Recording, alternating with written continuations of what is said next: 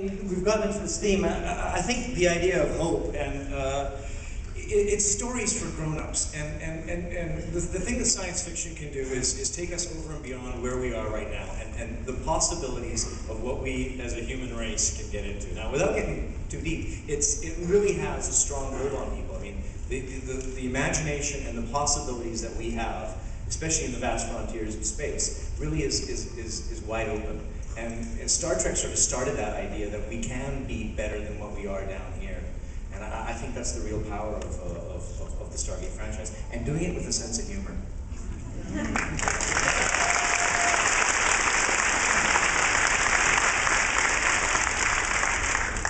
I would say on a more personal level, I would just take away the incredible sense of family that all three shows, 17 years essentially of series television, the friendships and the sense of family and the sense of being part of a really huge community. You can't buy that kind of experience, And the fact that you're all a part of it and we're a part of your community, that's priceless. It's absolutely beautiful. And we never, when we started doing Stargate SG-1, the pilot, would ever have imagined we'd be standing in a room full of people like you talking about this. It's phenomenal where it has taken us, where we've been able to travel, the people we've been able to meet, and the friendships we've made, and the stories we've heard, the fact that fans have met each other from around the world because of the show. It's remarkable. Crazy, fantastic. Yeah. That's the kind of thing that's what I take away. It's created a wonderful community. Now you're going to make us cry.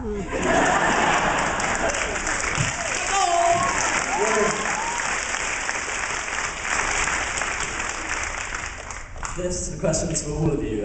Being part of such a massive franchise, is there any other franchise you'd have liked to have been part of, or just been involved in? I'd like to be a part of the Sanctuary franchise. The spin-offs and things like that. I'd like to be Doctor Who. I'd like to be part of the Sanctuary franchise.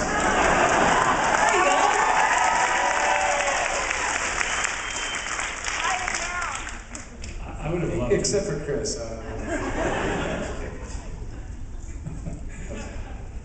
Who said that? I would Firefly is when I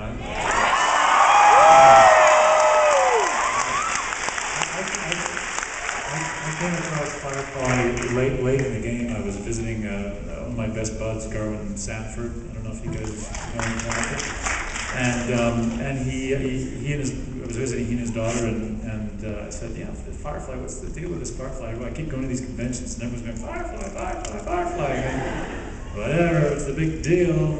Didn't last. Yeah,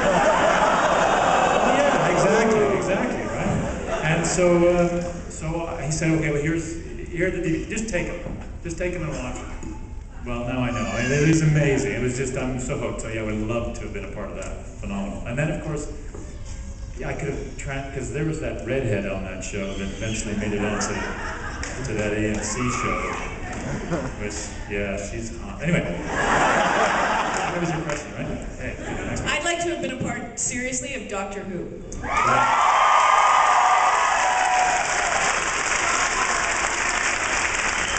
Maybe I still can.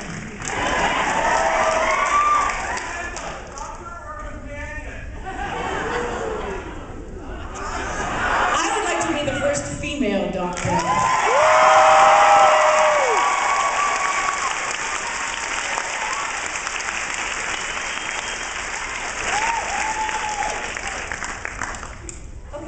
Aim and purpose in my life.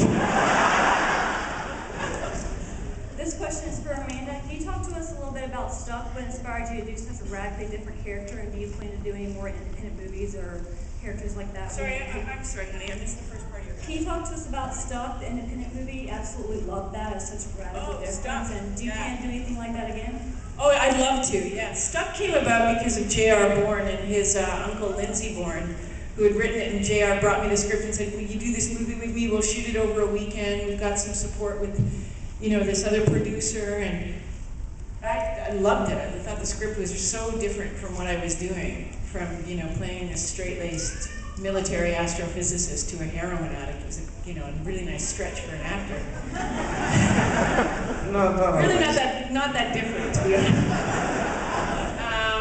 And so it was just we did a lot of rehearsal. We rehearsed in Lindsay's basement and set up our set. And I mean, it takes place in an elevator, so it was pretty easy to set up a set. But yeah, I would love to do that kind of thing again. It's soul filling.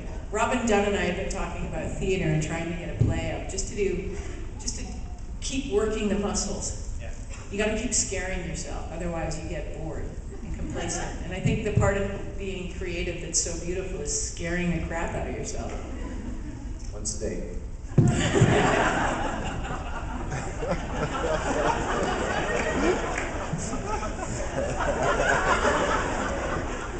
It's called Fiber, darling. It's Fiber.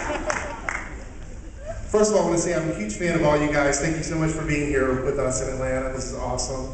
Congratulations on the success of Sanctuary. Great show. It's just getting better and better. Atlantis was canceled way before its time. Thank you. Just saying. My question is basically to all of you guys, if they were to come around and offer another chance to go back on and be Sam Carter or take part in Atlantis again, would you guys be on board for that? Yes. 100%. Yes.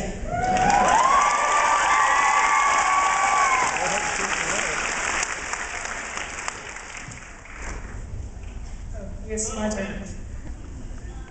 Go ahead. Okay, this is for all three of y'all. My question is, what is either the funniest episode you remember filming, or the one that got you, like, touched you deep down inside and, like, really got your gut wrenched, I guess you'd say, either from SG-1 or Atlantis or even Universe? For me, the funniest episode was Ergo. Dom DeLuise, rest his soul, was just hilarious. And like this improv, he was magical. So shooting that was really fun. The one, yeah.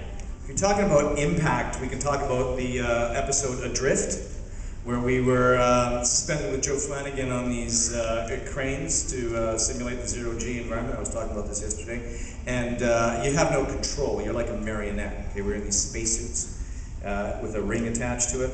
And Martin Wood, bless him, said to one of the dolly operators, when they jump over the chasm, I really want you to whip them into the wall as hard as you can. That's exactly what happened. Talk about an impact on the other side. That was my favorite. There was a double episode where Todd takes over the Daedalus, and he's basically taking Robert Picardo as a prisoner, and he's got him there basically saying he's going to suck the life out of him when he's talking to Shepard. Working with Robert, he kept doing these. I don't know if it ended up in the final cut, but he would do this. I would have my, hand on it. Todd would have his hand on his chest, and he was about to suck the life out of him, and Robert's and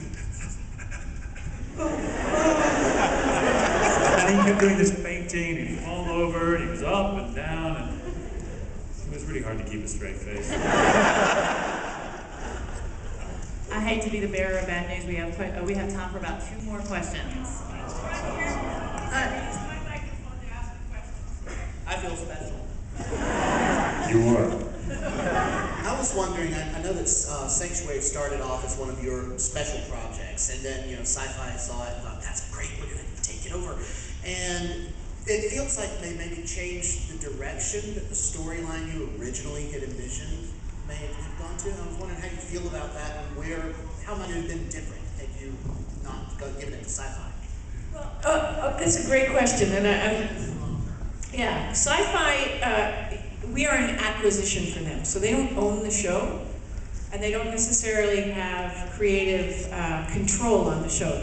They can make suggestions and give us notes, and we will try and endeavor to follow them. When we started going from the web series to the television series, we felt a certain amount of, we felt beholden to them, that we ought to take a few more of their notes than perhaps we might have.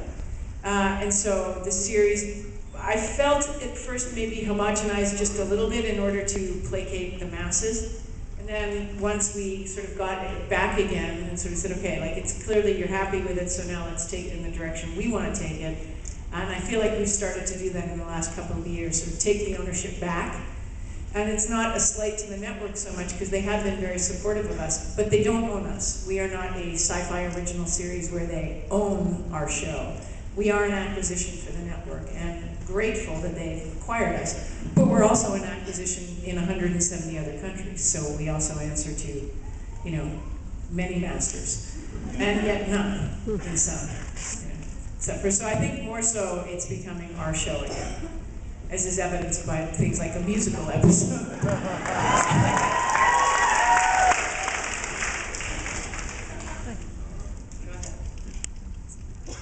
I'm a fan of Pierre Bernard, and I loved seeing him on SG-1, and I think you could make him a really cool abnormal on Sanctuary.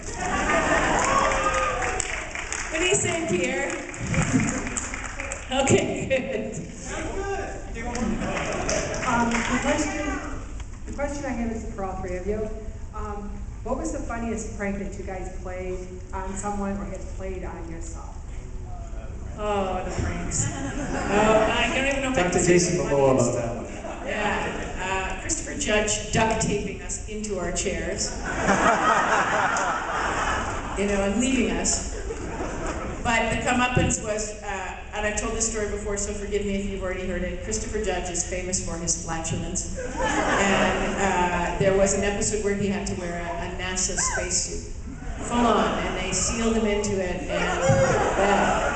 And we were watching him, and all of a sudden the suit kind of went. And then he floated And to then the we roof. watched him kind of go ashen. And we were like, yes! It wasn't so much a prank as just a joyful moment for everyone. Hi, this question is for Amanda. Do you like being blonde or brunette better? You know what? I struggle with that on a pretty regular basis. I do. I know, it's crazy, right? I do too, I know. I know you do. I'm naturally blonder than this. I'm naturally blonde, so I actually love being a brunette. I think it's, I don't know, I feel a little sexier somehow. But every once in a while I'll see like somebody with really, really nice blonde hair and go, oh. And my daughter is very blonde. She looks like I did when I was a kid, and so she wishes that I was blonde again. I don't know. Oh, I know, right? Yeah. But I don't know that it's true that blondes have more fun, because I'm really digging what's going on over here.